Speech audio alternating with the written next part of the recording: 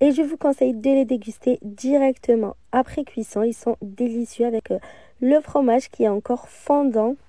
Dans un cuit de poule, on commence par mettre 400 g de farine, 150 g de semoule extra fine, 6 g de sel, c'est l'équivalent d'une cuillère à café, et je mets également une cuillère à café de sucre. On va venir mélanger un petit peu les poudres entre elles.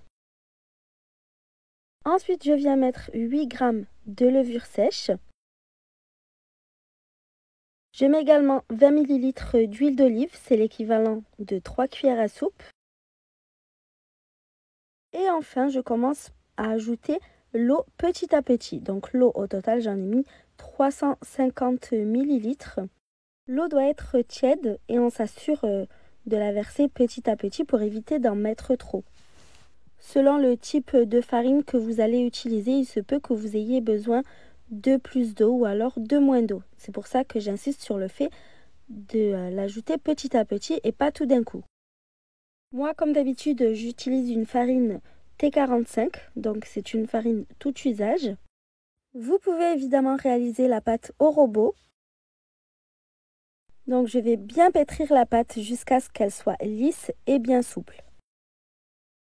On va pétrir pendant 5 à 10 minutes. Vous allez voir que même si la pâte est un petit peu collante au début, à force de la pétrir, elle va s'assouplir et ne collera plus aux doigts. Après une dizaine de minutes de pétrissage, vous devez obtenir ceci. On va former une boule avec la pâte et on va la remettre dans le cul de poule. Je vais ensuite venir huiler la surface de la pâte pour éviter qu'elle croûte. Je couvre d'un torchon propre et je laisse lever 1h30 près d'un endroit chaud. Et pendant que la pâte repose, on va s'attaquer à la farce. Donc je vais commencer par émincer un gros oignon. Ensuite, je prends un poivron vert et je le coupe en lamelles avant de venir le couper en petits cubes. Pour la farce, évidemment, c'est une idée, mais vous y mettez ce que vous voulez. Vous pouvez faire une farce végétarienne avec plein de légumes. Vous pouvez faire une farce au poulet. Donc ensuite, je fais de même également avec un poivron orange. Dans une poêle, je mets un bon filet d'huile d'olive à chauffer et j'ajoute les oignons et les poivrons tout en même temps. Je fais revenir le tout sur feu moyen. Je viens ensuite presser 3 gousses d'ail. Vous pouvez les remplacer par de l'ail en poudre. On va faire revenir les légumes en remuant régulièrement. Le temps de cuisson dépendra de vous, si vous les aimez croquants, fondants, caramélisés. Pour ma part, j'ai bien laissé les légumes caraméliser pendant une dizaine de minutes. Et ensuite, je viens ajouter 500 g de viande de bœuf haché. Comme je l'ai dit tout à l'heure, vous pouvez remplacer la viande par du poulet. J'assaisonne avec du sel, du poivre, du paprika, du cumin, du curcuma. Et je mélange bien pour imprégner les légumes et la viande de tous les épices. Et pour les épices, c'est comme les légumes. Si vous n'aimez pas telle ou telle épice, vous remplacez par celui de votre choix. Je vais ensuite venir hacher un bouquet de persil et de coriandre.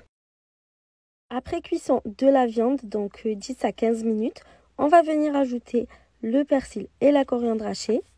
On ajoute également 50 g d'olives vertes. Pour ceux qui n'aiment pas les olives, évidemment, vous pouvez vous en passer. On va bien mélanger et retirer du feu. Ensuite, on va laisser la farce complètement refroidir et on va reprendre notre pâte qui a eu le temps de bien gonfler. On va la dégazer avec les poings. Comme vous avez vu, j'ai pris soin de huiler ma main avant pour éviter que la pâte ne colle aux doigts. Ensuite, je la dépose sur le plan de travail. Je vais ensuite séparer la pâte en 8 pâtons d'environ 115 g chacun. Si vous voulez faire des pains plus petits, dans ce cas-là, vous faites des plus petits pâtons. Et à l'inverse, si vous voulez des pains plus grands, vous en faites un petit peu moins. On va venir bouler tous nos petits pâtons. Je vais à nouveau les couvrir d'un linge propre et les laisser se détendre pendant 5 minutes. Ensuite, je vais venir à nouveau huiler un petit peu le plan de travail et commencer à étaler mes petits pâtons. Donc on aplatit bien avec les doigts. Au centre du pain, on va venir déposer une tranche de fromage cheddar et on va venir ajouter 2 à 3 cuillères à soupe de farce. Évidemment, pour éviter de percer la pâte, la farce doit avoir bien refroidi. Ensuite, on va venir souder la pâte de façon à ce qu'il n'y ait plus de petits trous. Et à chaque fois qu'on réalise un petit pain farci, on va le couvrir pendant la réalisation des autres pains. Donc, ils devraient avoir reposé minimum 10 minutes chacun sous le torchon.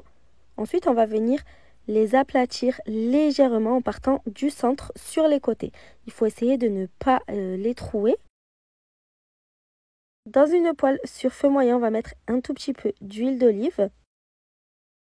Et on va venir déposer notre petit pain.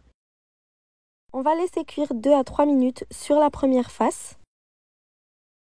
Et pendant la cuisson d'un pain, on ne perd pas de temps et on commence à étaler le suivant.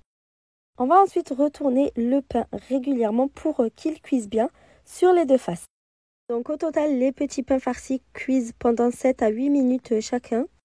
Et je vous conseille de les déguster directement après cuisson. Ils sont délicieux avec le fromage qui est encore fondant.